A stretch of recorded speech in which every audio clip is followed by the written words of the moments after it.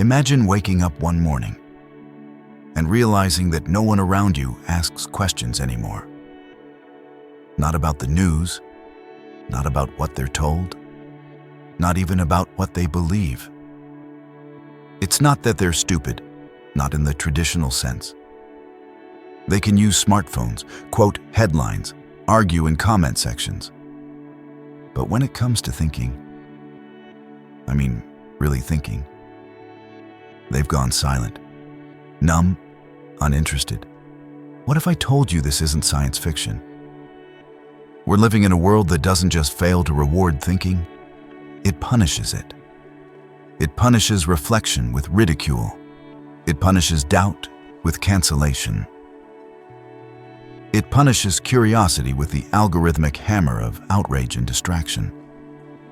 The world we're in right now, this loud, fast, overstimulated system, doesn't want you to think. It wants you to react, to scroll, to obey.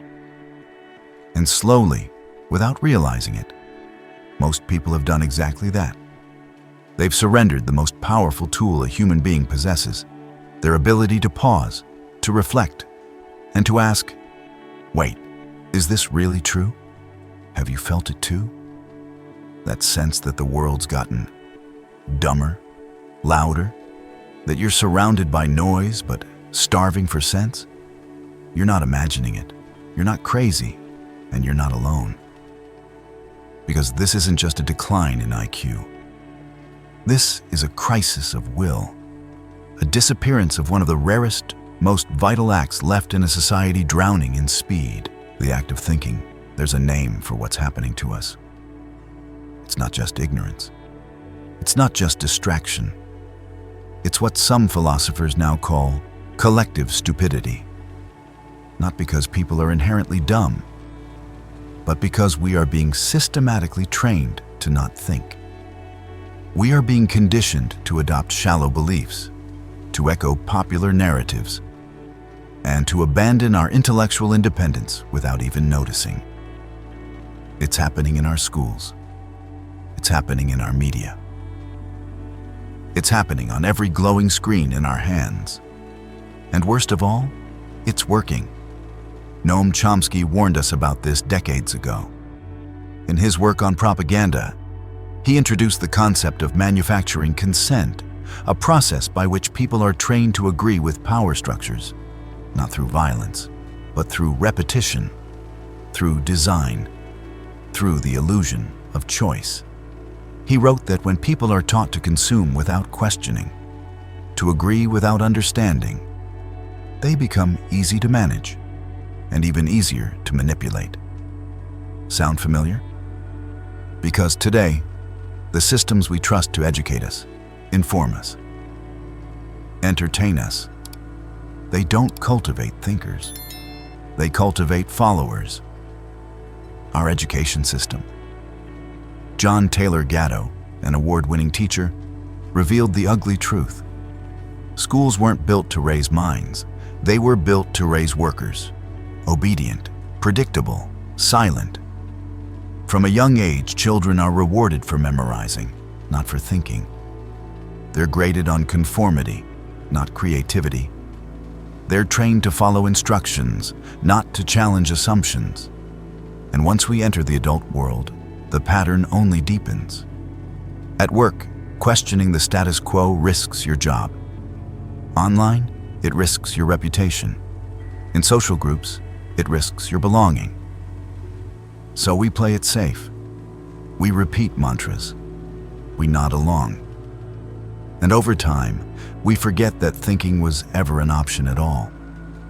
Carl Sagan once said, "We live in a society exquisitely dependent on science and technology, in which hardly anyone knows anything about science and technology." He wasn't talking about academic gaps. He was talking about a world that relies on complexity, but discourages understanding. That disconnect? It's growing. Daniel Levitin, a neuroscientist, revealed that today's average person consumes 5 times more information per day than just a few decades ago. 5 times more. Think about that. Notifications, News alerts, ads, posts, podcasts, emails, comments, videos. We are drowning in information, but starving for meaning. And when your brain is overwhelmed like this, it does what any brain would do. It shortcuts. It stops analyzing and starts reacting. It stops thinking and starts copying. Instead of evaluating truth, we look to what others believe.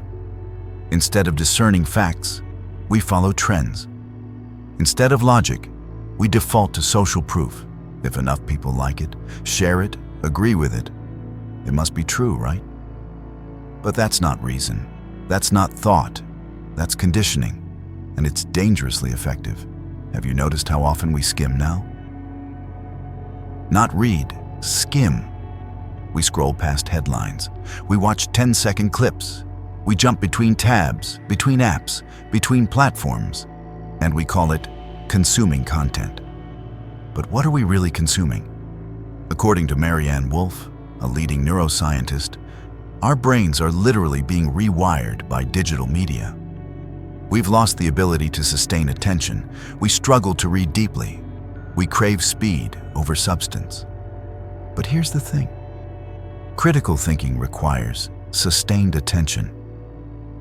You cannot reflect if your mind is fractured. You cannot analyze if your focus is gone. You cannot understand if you're too busy reacting. This is not a coincidence. It's not an accident. It's the result of systems designed to make you numb, designed to keep you compliant, designed to turn your brain from a tool of inquiry into a tool of obedience. So ask yourself, when was the last time you read an entire article without checking your phone? When was the last time you heard something provocative and paused to reflect instead of reacting? When was the last time you asked, is this true? Instead of, do people agree with this? We are not witnessing a mere cultural trend.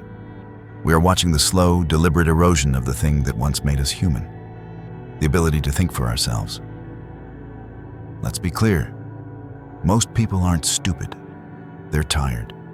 Tired of arguing. Tired of being misunderstood. Tired of thinking too hard when it's easier and safer to just agree, scroll, react, repeat. But behind this exhaustion is something deeper, something more dangerous, a kind of mental surrender. You see, our brains weren't built for the world we live in now. They evolved to survive danger, not to process a million opinions a day. And when overwhelmed, the brain takes shortcuts, what psychologists call heuristics. It's not a flaw, it's a feature. In his groundbreaking book, Thinking, Fast and Slow, Nobel Prize-winning psychologist Daniel Kahneman explains that we all operate with two systems. System 1 is fast, emotional, automatic. It makes snap judgments. It's great for crossing the street or recognizing a friend's face. System 2 is slow, deliberate, effortful. It's where real thinking happens. It weighs evidence. It questions assumptions. It solves problems. But here's the problem. System 2 is lazy. It doesn't activate unless we force it to. And in today's always-on world, most people live in System 1, permanently. We scroll fast, we react fast, we form opinions fast, and the faster we go, the less we think. We start relying on mental shortcuts that feel right, but are often wrong. Like confirmation bias, our brain's tendency to seek out information that agrees with what we already believe. Ever catch yourself reading articles that reinforce your opinion? Ignoring sources that challenge you? Or arguing harder when someone brings up evidence that contradicts you? That's not you thinking. That's your brain protecting your identity. Because thinking isn't just uncomfortable, it's threatening. Real thought risks something. It risks our sense of certainty. It risks our status.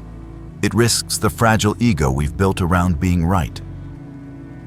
And so, instead of thinking, We defend. We cling. We double down on the familiar. This is why outrage spreads so quickly. This is why misinformation goes viral. This is why echo chambers form and thrive. Because it's not about truth anymore. It's about comfort. We don't seek clarity. We seek validation. We don't ask, is this accurate? We ask, do my people agree with this? This is social proof in action. The psychological shortcut where we assume something must be true if others seem to believe it. You've felt it. You've seen a post with 100,000 likes and thought, well, it must be right.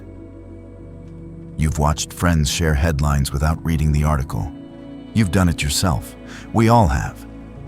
Because thinking is hard. And in today's culture, it's not just hard. It's discouraged. Who has time to sit with complexity when speed is everything?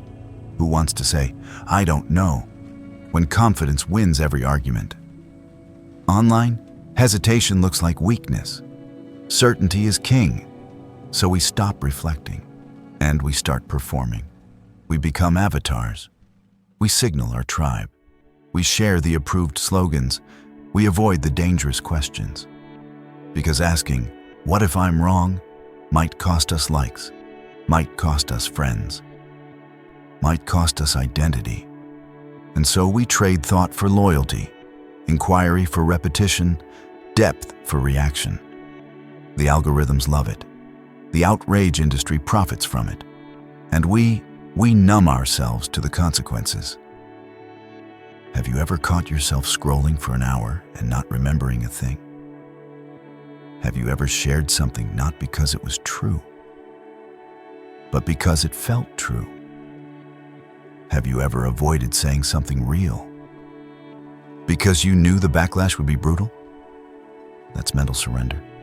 Not dramatic, not explosive, but quiet, creeping, invisible, the slow erosion of your inner voice, the dulling of your discernment. The moment you stop asking and just accept. And the terrifying part? It doesn't feel like giving up. It feels like surviving. It feels like belonging. But in reality, you're being pulled gently, subtly, into a form of collective stupidity. Not because you lack intelligence, but because the systems around you, social, digital, cultural, are designed to bypass your reason. They don't want you to think. They want you to agree. They want you to react. They want you to stay inside the lines and never ask who drew them. Because once you start asking those questions, everything changes. So here's a question no one asks anymore. But we must. Do you have the courage to be wrong? Can you sit with discomfort long enough to find the truth beneath it? Can you let go of the safety of certainty and step into the storm of real thought? Because it's there, in that storm, that freedom begins. Not the freedom to say whatever you want, but the freedom to know why you say it. The freedom to examine your beliefs, not just express them. The freedom to think even when it hurts. And make no mistake, thinking will hurt, but it will also heal. It will also awaken. It will also set you apart in a world addicted to noise. So what happens when we stop thinking? What's the price we pay? Not in theory, but in real human terms. We lose something we rarely notice until it's gone. Our freedom. Not the flag-waving, anthem-singing kind of freedom, but the deep, inner kind. The freedom to choose your beliefs, to shape your worldview, to understand why you are the way you are. Because when you stop thinking, you don't just lose access to ideas, you lose access to yourself. And suddenly, your identity doesn't come from within. It comes from your group, your algorithm, your feed, your tribe. You start confusing your beliefs with your worth. You stop saying, I believe this, and start saying, I am this. You're no longer a person who holds an idea. You become the idea. And the moment someone questions it, it feels like they're questioning you. That's why conversations today feel like war. That's why everything feels so personal. Because we've built our identities on borrowed truths, and deep down, we know it. When someone disagrees with you, do you feel attacked? When a new fact challenges your view, do you lean in or shut down? When you're asked to explain why you believe something, can you? If not, that's not clarity. That's conditioning. And the people who designed these systems, they know this. So ask yourself, who benefits when you stop thinking? Who profits when you're too tired to ask questions? Who gains when you scroll instead of study? Who wins when you become predictable, programmable, pliable? It's not you. Because the cost of not thinking is more than intellectual. It's spiritual. It's emotional. It's existential. You lose your self-respect. Deep down, we all want to feel like we understand the world. That we're not just parroting slogans, wearing labels, copying opinions. We want to feel grounded. Like what we believe actually belongs to us. But if you've never questioned it, if you've never challenged it, if you've never risked being wrong, can you really say it's yours? Do you have the courage to be wrong? To hold up your own ideas to the light and say, maybe I need to rethink this. Because the longer you hold on to something without examining it, the more it owns you. And suddenly, you're not free. You're a puppet. Your strings pulled by people you'll never meet, for reasons you'll never see. They don't need to censor you if you've already silenced yourself. They don't need to control your thoughts if you've already given up thinking altogether. And that's the danger. It doesn't feel like oppression. It feels like comfort. It feels like ease, like scrolling, like fitting in. And slowly, quietly, your mind, once alive, curious, full of questions, becomes passive, safe, but empty. You are not your political party. You are not your ideology. You are not the opinions you copied to survive. You are a human being with the power to evolve, to unlearn, to awaken. But only if you choose to. Only if you reclaim the one thing no system, no algorithm, no movement can take from you. Unless you hand it over, your ability to think, not just consume, not just argue, not just perform, but to think deeply, bravely, honestly. And that choice, it's yours, right now. Now you know, not just what's happening, but why it's happening. This wasn't an accident. It's a system, a machine that runs on your attention, your conformity, and your silence. And for too long, we've been handing those things over without a second thought. But here's the truth no one will say out loud. You don't change the world by shouting louder. You change it by thinking deeper. And in a culture that worships speed, spectacle, and certainty, the most radical act you can take is to think. Yes, to think. To ask better questions. To challenge easy answers. To step away from the algorithm and into your own mind. That is rebellion. And it doesn't begin with a protest or a post. It begins in silence, in stillness. In the quiet moment when you pause before reacting and ask, what's really going on here? Every time you reflect instead of repeat, you resist. Every time you say, I don't know, but I'm willing to find out, you reclaim your power. Because this is not just about intelligence. It's about courage. The courage to question what you've always believed. The courage to admit when you're wrong. The courage to unlearn the comforts that keep you numb. Reclaiming your mind is not a trend. It is a moral responsibility, a spiritual one. Because critical thinking, real thinking, is more than a skill. It's an act of truth over comfort, freedom over approval, growth over identity. And it's not easy. You'll be misunderstood, you'll be criticized. You might even lose people who only like the version of you that stayed quiet. But what you'll gain? Clarity, integrity, self-respect. You'll begin to see the strings. You'll feel the shift. From being a product of your environment to becoming the architect of your own mind. And that changes everything. So how do you begin? Start small, but start deliberately. Practice metacognition. Think about your thinking. Ask, what's influencing my opinion right now? Am I reacting or am I reflecting? What am I afraid to question and why? Rebuild your attention span. Read slowly, deeply, entire books, not just headlines. Seek out views that challenge you, not to argue, but to understand. Hold two opposing ideas and sit with the tension.